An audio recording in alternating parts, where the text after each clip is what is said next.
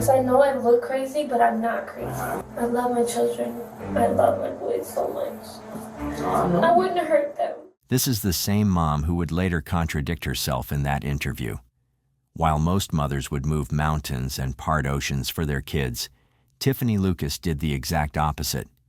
However, it wasn't always this way. Back in her hometown, almost everyone believed she was a loving, devoted mother. That was her image, the mom who'd do anything for her boys. But as we've seen time and time again, appearances can lie.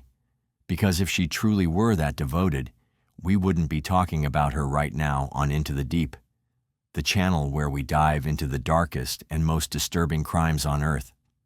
And no, understanding what led up to this horror doesn't make it okay. But knowing what pushed her over the edge might help us spot red flags in others before it's too late. Because sometimes the signs are there, we just don't notice until tragedy strikes. Shepherdsville neighborhood is stunned tonight, now looking for the answers to a violent crime they never saw coming. Police say 2 young boys killed by their own mother. To possibly understand what pushed Tiffany Lucas to such a horrifying act, we need to look beyond the headlines and into her past. A life that, on the surface, seemed complicated, but not deadly. At 32 years old, Tiffany Ann Lucas, originally from Chicago, Illinois, had 2 young sons, Jaden and Maurice. Both boys were under 10, each with a different father, and they attended Freedom Elementary School in Bullitt County. The small family lived together in a rented 3-bedroom, 2-bathroom home, a modest 1,400 square foot space that looked like any other suburban setup from the outside. Additionally, Tiffany had a very tight-knit bond with her father, John Lucas, and was raised alongside her brother. By all accounts, she was her dad's pride and joy, the classic daddy's girl. John saw her as someone special, and Tiffany clearly cherished that relationship. Her presence on social media painted a picture of someone juggling single motherhood with style. She posted tons of selfies, often dressed to impress, showing off her fashion sense and confidently flaunting her appearance. But beneath the curated photos and glam shots, there was one recurring theme that stood out: her love for her children. Time and time again, her posts showed joyful snapshots of her with Jaden and Maurice, laughing, smiling, hugging. Are you walking? Are y'all shopping? Yeah. Go Peanut. Go Peanut. No peanut. No peanut. Yay. Oh. From the outside, it looked like she was doing her best to give her boys a happy life. But behind the filtered photos and heart emojis was a woman quietly struggling.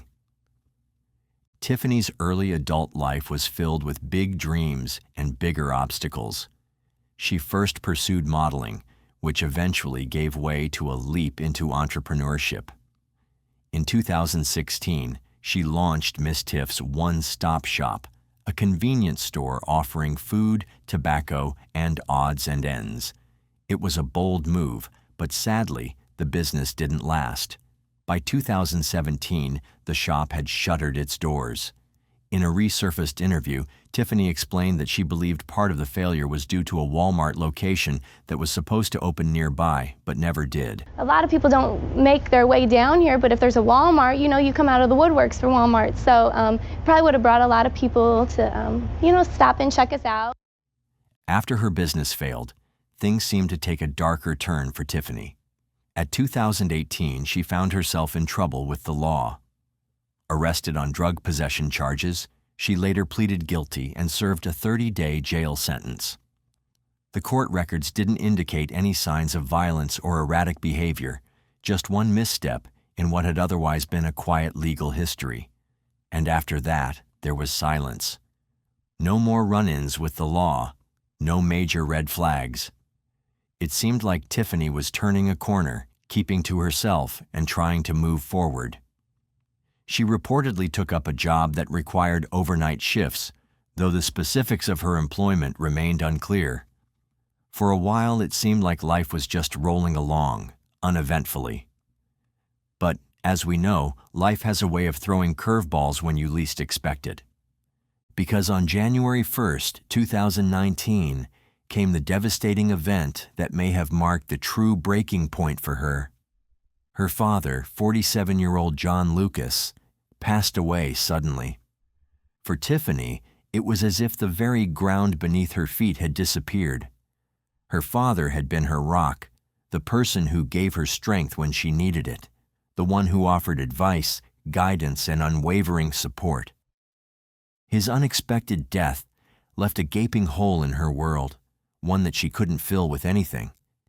In fact, Tiffany opened up about her loss in a deeply emotional Facebook video where her raw grief was on full display. When my dad was alive and would come visit me, I would always bring him here, and he loved it.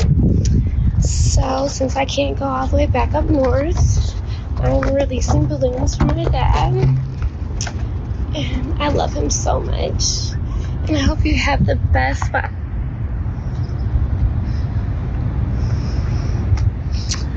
They didn't have Father's Day balloons, but I got a smile on my face because you always make me smile.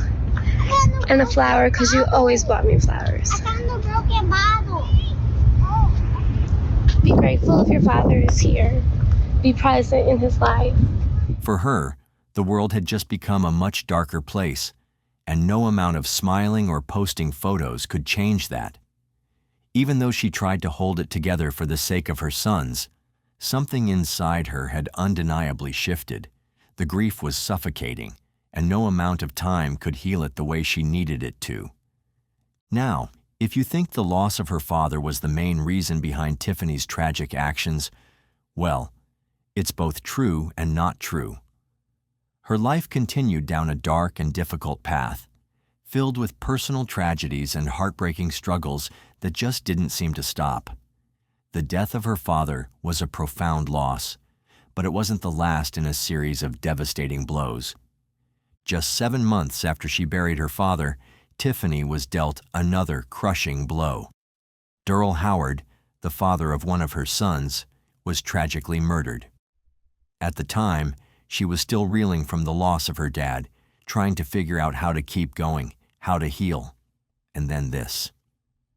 Durrell's death added yet another layer of grief that she wasn't prepared for. The case is still an open homicide investigation by the Louisville Metro Police Department, and while the authorities keep searching for answers, Tiffany was left with more pain to bear. But that wasn't the end of it. Within a year, just when Tiffany could barely begin to process all the grief from these losses, she received yet another heartbreaking blow. Her mother, who had always been a part of her life, suffered a stroke and was diagnosed with a brain tumor. Imagine the weight of these events, one after the other. Father, then the father of her child, and then her own mother's health spiraling downward. It was as if everything she held close was slipping away, piece by piece. Amidst all these emotional and personal crises, Tiffany also found herself struggling financially. By the time of the tragic events of November 8th, things had become absolutely dire for her. The utilities in her home had been shut off, no electricity, no water, and on her kitchen counter, there was an eviction notice, a stark reminder of how precarious her situation had become. For someone like Tiffany, a young mother already bearing the weight of immense grief and stress, this notice wasn't just a piece of paper. It was a looming threat to her and her children's safety and stability.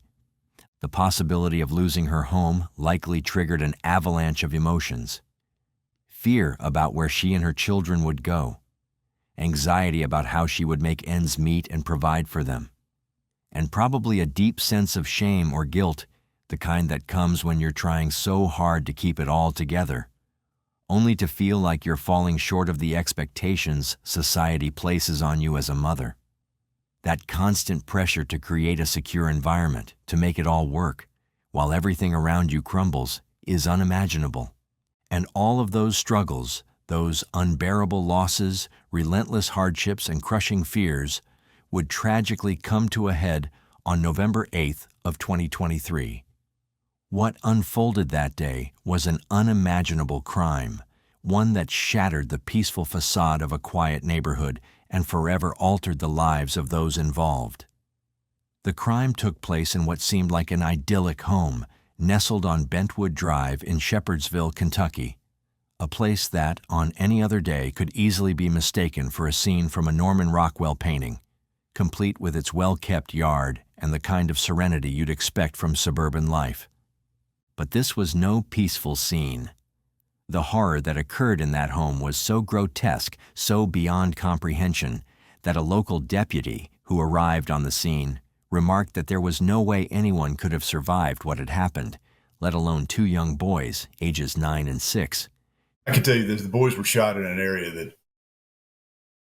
would not be survivable for anybody. However, they were alive, to the best of our knowledge, when they were transported by EMS to the hospital, and passed away while at the hospital. Before that day, it all started the evening of Tuesday, November 7th. A neighbor, just going about their evening, noticed Tiffany Lucas acting unusually agitated outside her home. She was scrubbing the carpets vigorously, her face drawn in a way that suggested something was terribly wrong. Concerned, the neighbor asked if she was okay, and Tiffany gave a vague response, saying only, "There's a lot going on." The unease in her words, though brief, didn't seem to match the image of a mother caring for her children in a safe home. Little did anyone know that was just the calm before the storm. The next day, the tranquility of a new morning was shattered. At approximately 11 in the morning, a horrifying cry for help shattered the peace of Bentwood Drive. Tiffany, visibly distressed and in utter despair, ran to a neighboring couple's house, shouting, "Help! My kids are dying!" The panic in her voice could not be ignored. She collapsed on their driveway, overcome with emotion and fear. The couple's husband rushed into her home, hoping to find some clue, some explanation to what was happening. But what he discovered was beyond anything anyone could have imagined. In the living room, he found Tiffany's two young sons, both gravely injured and bleeding, yet somehow still alive. Their injuries were so severe, so clearly inflicted with brutal intent, that it seemed impossible for them to survive. Nearby, a gun lay on the floor, presumed to be the weapon used to carry out the unthinkable act. Time was running out, and the husband immediately called for help, urging emergency services to rush to the scene. The officers who arrived couldn't believe their eyes. The injuries inflicted on these two innocent children were so devastating, they were considered unsurvivable. The boys were rushed to Norton Children's Medical Center in Louisville, where emergency surgery was performed in a desperate bid to save their lives. But despite the best efforts of the medical staff, the boys succumbed to their injuries. In a matter of hours, 2 young lives had been taken in a way that no one could have ever anticipated. As the news began to spread, the shock of the tragedy left the citizens of Bullitt County stunned and in disbelief. How could this happen? How could a mother, someone who was supposed to protect and nurture her children, be responsible for such a horrific crime? Less than an hour after the boys were pronounced dead, Tiffany was arrested at the Bullitt County Emergency Medical Services facility.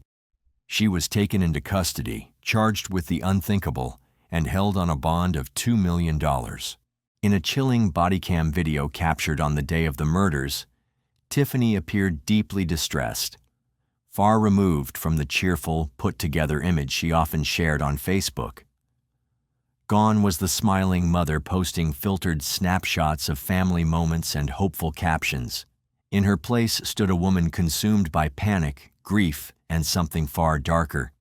The footage was raw and haunting, a stark contrast to the carefully curated life she portrayed online. All right, EMS is going to check you out, all right? Take this off of you.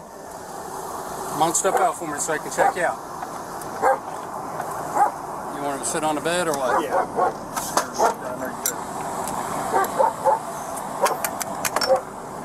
Which way you want her head? That way? Sit right there. Pull that head up for us. There you go. Sit down right there. Turn your feet that way. All right, are you hurting anywhere? I don't care. Where are you hurting? Huh? I need Yeah. Talk to me? You can't talk to me? All she told me was she didn't feel right. Okay. I got her up off the ground. What's your name?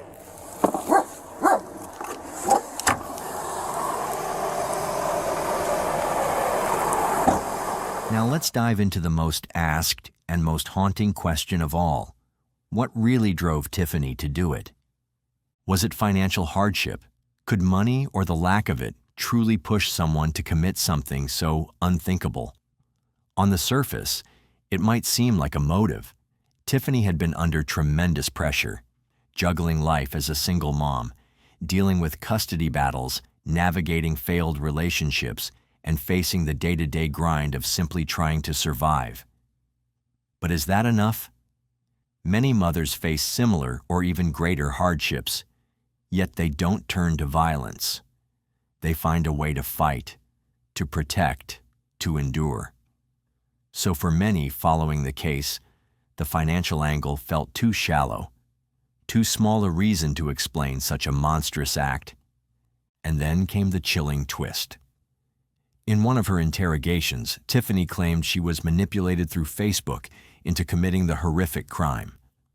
This bizarre and unsettling statement emerged during a tense 3-hour interview with Detective Beale, who later testified in court. According to him, Tiffany offered no clear reasoning, only scattered thoughts. She reportedly called the shooting an accident and was full of remorse, muttering things like, "I'm so stupid," and "I'm in such a bad spot."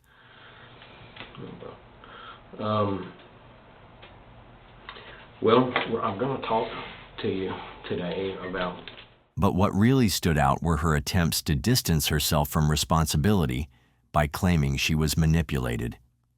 According to reports from WDRB, Beale testified in court that Tiffany told him, "I would never do anything like this unless someone manipulated me." Specifically, she suggested that she had been manipulated through Facebook, Wi-Fi, and the internet, an eerie statement that raised even more questions about her mental state and the factors influencing her behavior. Tiffany's claim that she was manipulated through social media and technology left everyone confused. She didn't explain exactly what kind of manipulation she meant. Was it some kind of online conspiracy? Had she fallen down a dangerous rabbit hole, maybe influenced by groups like QAnon, which have pulled others into dark and destructive thinking? Or was it a sign of a deeper mental breakdown? Sadly, we've seen other cases where people, influenced by toxic online communities, have committed horrifying acts. So while it might sound far-fetched at first, the theory doesn't feel completely out of the question, especially when you consider what happened the day before. Everything fell apart. On November 7th of 2023, Ring doorbell footage from a neighbor's house showed Tiffany standing on their porch with her dog, Blue. What happened next was downright unsettling. She started going off on a strange, emotional rant, saying things like she needed this neighbor to be an anchor in her life and that she'd been talking to God. She repeatedly told her dog not to bark, insisting that this was her friend's house and this is her house, as if she truly believed she belonged there. It was bizarre, rambling, and left the neighbor understandably shaken. Later that same day, Tiffany was seen at a Waffle House with her 2 sons. The kids seemed happy, laughing and cracking jokes like any normal day. But Tiffany was completely disconnected. One server said she kept staring off into space, constantly looking over her shoulder like she thought someone was following her. Another said she didn't speak a word to them, and that when she went to pay, her hands were shaking and she suddenly burst into tears.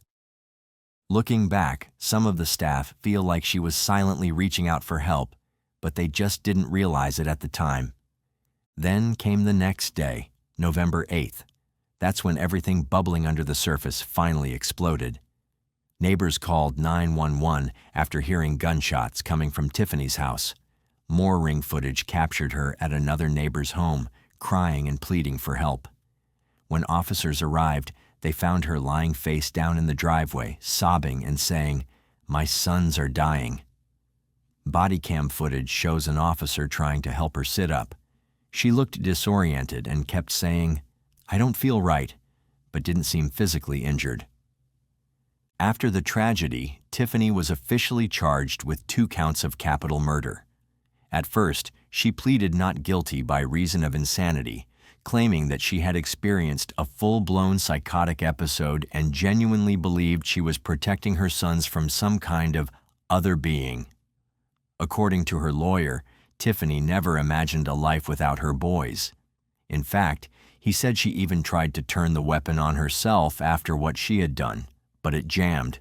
He also argued that she had been detoxing from drugs and this breakdown was a symptom of withdrawal. Now, here's something that's both frustrating and mind-boggling. They didn't drug test her when she was booked into jail. How is that not standard procedure? You'd think it would be essential, especially for documentation purposes. But nope, nothing. Tiffany's trial was originally set for December of 2024, but she ended up changing her plea to guilty. And from what we can tell, there was no deal on the table. It looks like she just threw herself at the mercy of the court. It's possible she knew there was no way around a guilty verdict and decided to let the judge, not a jury, determine her fate, which could have helped avoid an even harsher outcome. During sentencing, both the prosecution and Tiffany's defense made their cases. Her lawyer continued to push the narrative that she was suffering from a psychotic disorder, and they played those disturbing clips again. The ones from the day before the tragedy, where she told a neighbor she needed help, and the footage from the Waffle House with her sons. It was meant to show her deteriorating mental state. 6 family members took the stand that day, delivering heart-wrenching victim impact statements.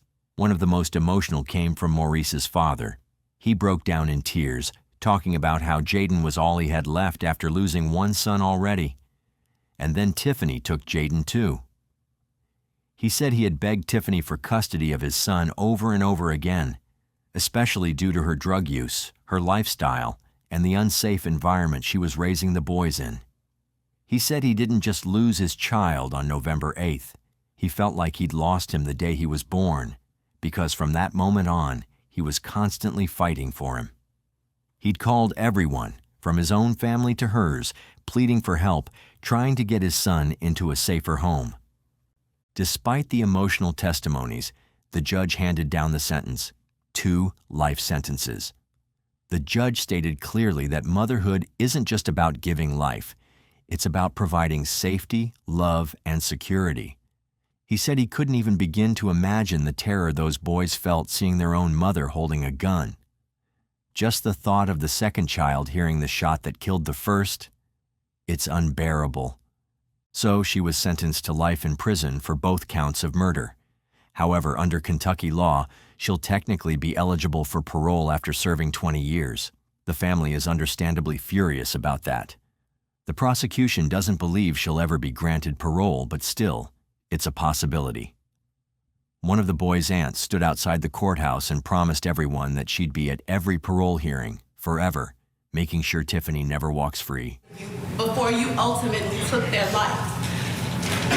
Part of this statement I was gonna write, I hope every day you close your eyes that they hunt you, but I don't. You don't deserve to see them and they shouldn't see you. If he decides to give you any kind of leniency today and grant you parole at some point, bitch, I'll be there at every parole hearing. Do you hear me? I'll be there at every parole hearing. That same aunt pointed out how much support Tiffany actually had, from the family, from her brother's girlfriend, from everyone. She was blunt, saying, "You had a psychotic break because you did." She called out how people try to paint these stories with sympathy because of rough childhoods, but at the end of the day, Tiffany made the choice to take her sons' lives. The aunt believes the only reason Tiffany chose to let the judge sentence her instead of a jury was to avoid even more time. She said she didn't deserve them, and now at least she can't hurt them anymore. Tiffany's defense team stuck to their narrative, insisting this all happened because she was trying to get clean from fentanyl and went psychotic. However, some observers questioned whether she was truly attempting to get clean, as she continued to post curated images of her children on social media just days before the incident.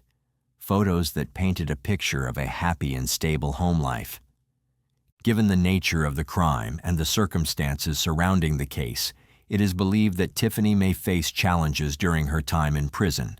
Factors such as the severity of her offense, the public attention surrounding the case, and how she presents herself may impact how she is treated by other inmates. This case has left a family shattered and a community grieving. Many are left reflecting on the signs that were missed and the efforts made by loved ones to intervene before it was too late. It serves as a stark reminder of how quickly situations can spiral when intervention fails, and of the deep, long-lasting pain left behind when children are lost in such a tragic way. Now I want to hear your thoughts. Do you believe Tiffany's reason was genuine, or do you think she deserved an even harsher sentence than life in prison? Share your thoughts in the comments below.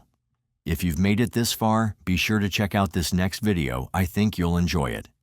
Thank you once again for watching.